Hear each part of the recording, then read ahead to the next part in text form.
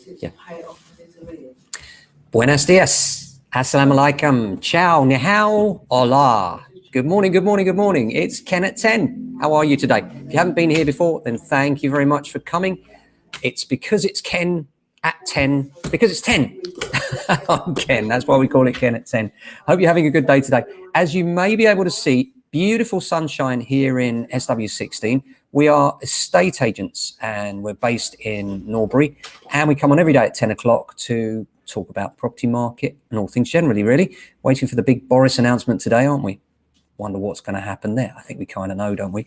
But there we are. Apart from that, few other things. It is Tuesday, so it's also Ask JA Tuesday. And today I want to talk about the orientation of gardens, something that I often get asked, is it okay if a garden faces this way or that way? So we'll come on to that in a moment. So courts are facing a huge influx of cases and they're worried about the evictions. And what they're going to do about that is they're going to be looking at those priorities with extreme rent arrears, meaning either 12 months of missed payments or 9 months if they're more than 25% of a landlord's income, which makes some sense, doesn't it? Because no doubt we're in for huge delays with any eviction cases where there are massive arrears. And I know many landlords rely on their rent. So it does make sense to prioritise those where it is just their income as opposed to something more passive. A council in Southampton have been condemning tiny shop conversions. We've been saying this for a while now. Some of these conversions that they're able to do in shops, they're literally like prison cells. I don't think that's living at all. I think it's wrong.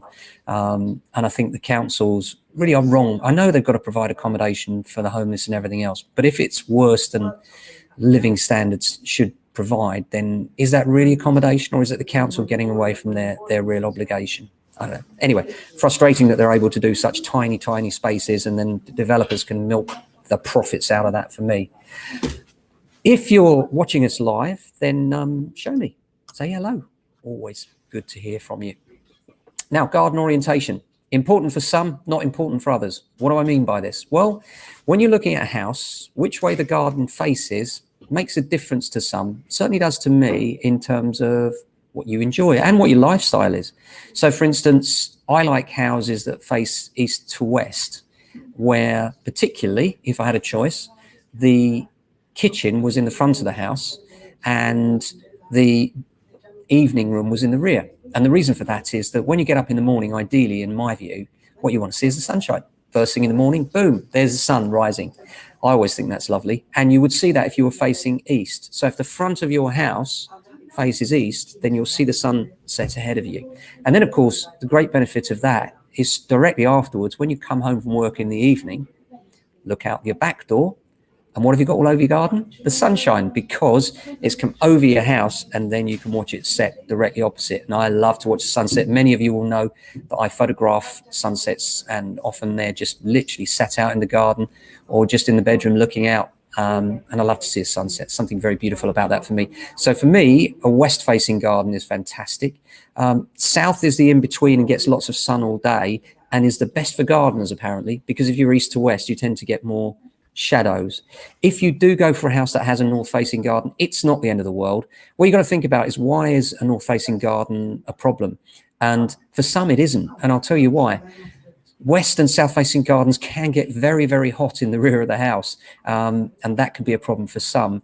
And also, if you've got a very long garden and you're north-facing, actually, you just put the sun trap at the other end of the garden, so it's out of the shade of the house. Because the problem with north-facing gardens is that the sun is behind your house. So if the sun is behind your house, the shadow of your house will make the area more cold. And certainly in the winter, that could tell as well.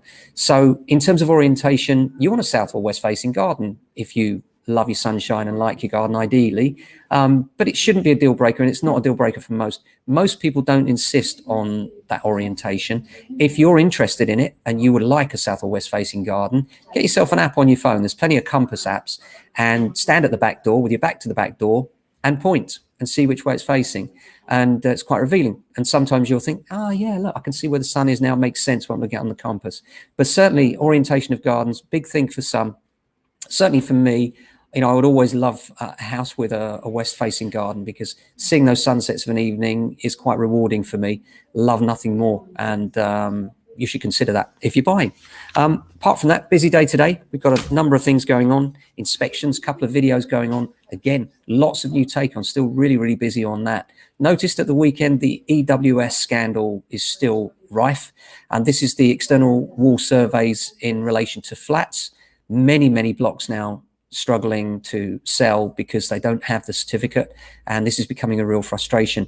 These certificates were designed originally for blocks above 18 meters, but now they've started to involve virtually all flats across the UK, and it can be quite a frustration. Surveyors don't really know what to do. I've spoken to several, and some are very clear on whether they need an EWS or not, and others are as clear as mud, and they're saying, actually, if the block's below 18 meters, we would still ask for one.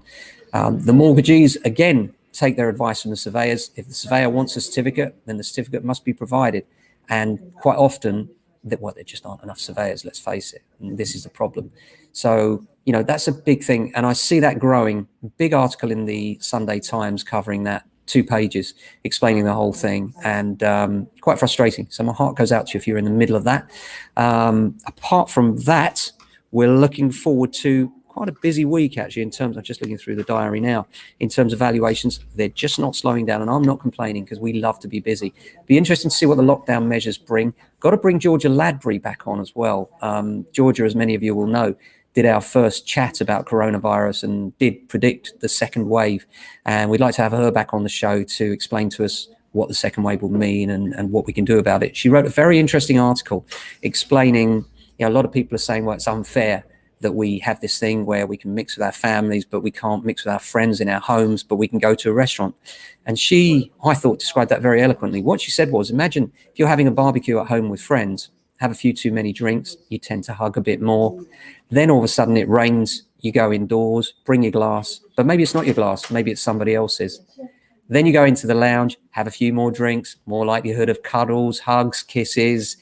The likelihood is that you could spread coronavirus that way. So you can get why it does make sense. And the idea that it's complicated, this rule of 6, I don't know who thinks it's complicated. For me, it's quite simple. 6, done. But the idea of restaurants is that obviously it's a shorter space, it's controlled. People have telephone numbers of everybody so that they can monitor it. And you're now having table service only. So for many reasons, it all makes sense to me. Frustrating to see that the R number's growing, and we do have the prospect of more and more restrictions coming in. Be interesting to see how Boris has got to say about that. But I hope you're all well and safe, and I hope you have a lovely day. That's it from Ken at 10.